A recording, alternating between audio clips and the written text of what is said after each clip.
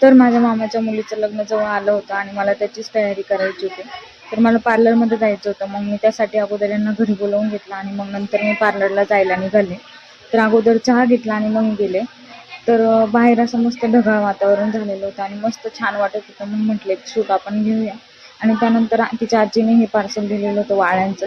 तर मी ते घेऊन आले आणि तिला ते रिंगा पण दिलेलं होतं. तर ते घालायचं होतं. आम्ही आता उद्या सोनाराकडे जाऊ तेव्हा असं घाल म्हटलं होतं.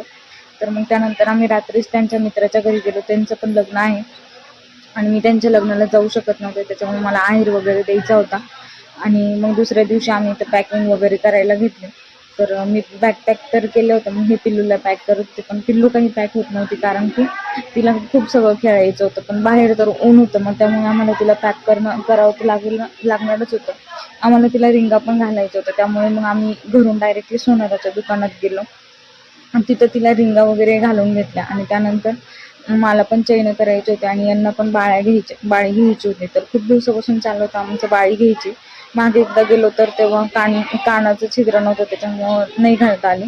तर आज मग डायरेक्ट सोन्याच्या बाळीनेच कान टोचून घेतला आणि डायरेक्टली घालून घेतले. त्यानंतर निघालो डायरेक्टली मामाच्या घरी. तर इथे जाता जाता शिवाजी महाराजांचा पुतळा लागला होता. तर मग मी म्हटलं की आता ही आमच्या शहराची ओळखच आहे, तर एकदा शूट तर व्हायलाच पाहिजे. आणि त्याच्यामुळे मी एकदा इथं व्हिडिओ घेतला आणि तुम्हाला पण शिवाजी महाराजांचं दर्शन होईल तर नक्की तुम्ही पण बघा. आणि त्यानंतर आम्ही डायरेक्टली मामाच्या घरी आलो होतो. तर तिथे आलो आणि त्यानंतर आम्हाला इथं आल्यानंतर सरप्राईज भेटलं की आमचा मामा पण इथं आलेला होता. मग काय मामाला आल्या कामाला लावलं. तर मामा हा कामासाठीच असतो.